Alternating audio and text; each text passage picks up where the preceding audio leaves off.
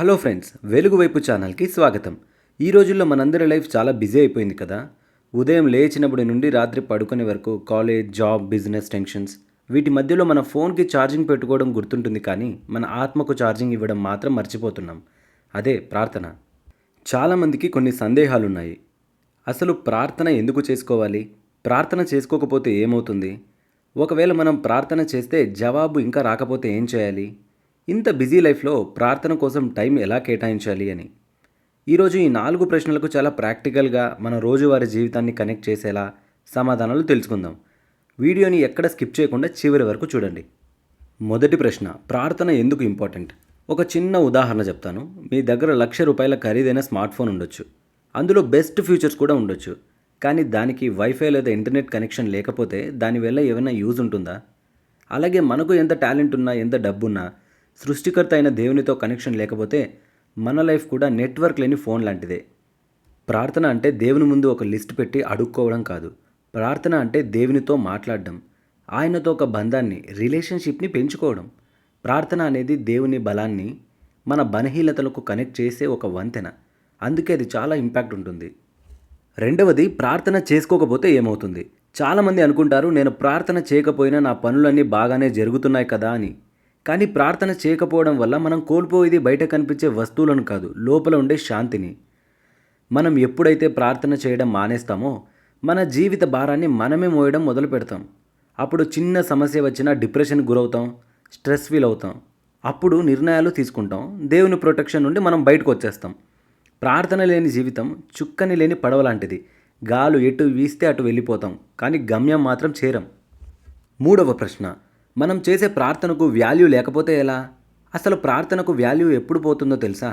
దాన్ని ఒక mechanical routine లాగా చేసినప్పుడు పోతుంది.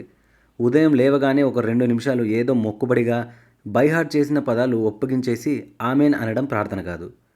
దేవుడు నీ హృదయాన్ని చూస్తాడు, కానీ నీ పెదాలను కాదు.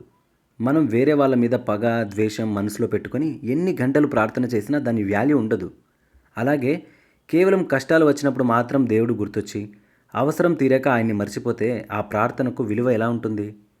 నీ ప్రార్థనకు వాల్యూ ఉండాలంటే అందులో స్వచ్ఛత ఉండాలి, నిజాయితీ ఉండాలి. ఒక ఫ్రెండ్తో ఎంత ఓపెన్గా మాట్లాడతావో దేవునితో కూడా నీ బాధను, సంతోషాన్ని అంతే ఓపెన్గా పంచుకోవాలి. అప్పుడు నీ ప్రార్థనకు వాల్యూ పెరుగుతుంది. ఇక 4వ మరియు చాలా ముఖ్యమైన ప్రశ్న, ఇంత బిజీ షెడ్యూల్లో టైంని ఎలా సెట్ చేసుకోవాలి? చాలామంది చెప్పే రీజన్, నాకు అసలు టైమే దొరకట్లేదు. కానీ నిజానికి చెప్పాలంటే మనం టైం దొరికినప్పుడు కాదు ప్రార్థన చేసుకోవాల్సింది, మనమే టైంని క్రియేట్ చేసుకోవాలి. దీనికోసం కొన్ని ప్రాక్టికల్ టిప్స్ చెప్తాను. ఉదయం మీరు లేచే రెగ్యులర్ టైం కంటే కేవలం ఒక 15 నిమిషాల ముందు లేవండి. ఆ మొదటి సమయాన్ని దేవునికి ఇవ్వండి. ప్రయాణం చేసేటప్పుడు సాంగ్స్ వినడానికి బదులు మనసులో దేవునితో మాట్లాడుతూ వెళ్ళండి.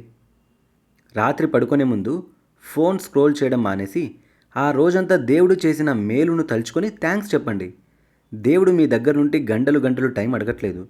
మీ మనసులో ఆయనకు మొదటి స్థానం, ఫస్ట్ ప్రియారిటీ ఇస్తే చాలు. టైం దానంతట అదే దొరుకుతుంది. ఫ్రెండ్స్, ప్రార్థన అనేది మన బాధ్యత కాదు, అది దేవుడు మనకిచ్చిన గొప్ప వరం. గాలి పీల్చడం ఆపేస్తే మనిషి ఎలా బతకలేడో, ప్రార్థన లేకపోతే మన ఆత్మ కూడా అలానే బతకలేదు. నిన్నటి వరకు మీరు ఎలా ఉన్నారో పక్కన పెట్టండి. ఈ రోజు నుండే, ఇక్కడి నుండే ఒక నిర్ణయం తీసుకోండి. రోజులో దేవుని కోసం కొంత సమయాన్ని కేటాయించండి.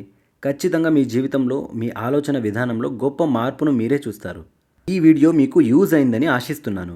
ఈ మెసేజ్ మీ ఫ్రెండ్స్ అండ్ ఫ్యామిలీకి కూడా హెల్ప్ అవుతుంది అనుకుంటే తప్పకుండా షేర్ చేయండి. దేవునితో ప్రయాణం బలోపేతం చేసుకోండి. ప్రతిరోజు వెలుగు వైపు అడుగులు వేయండి.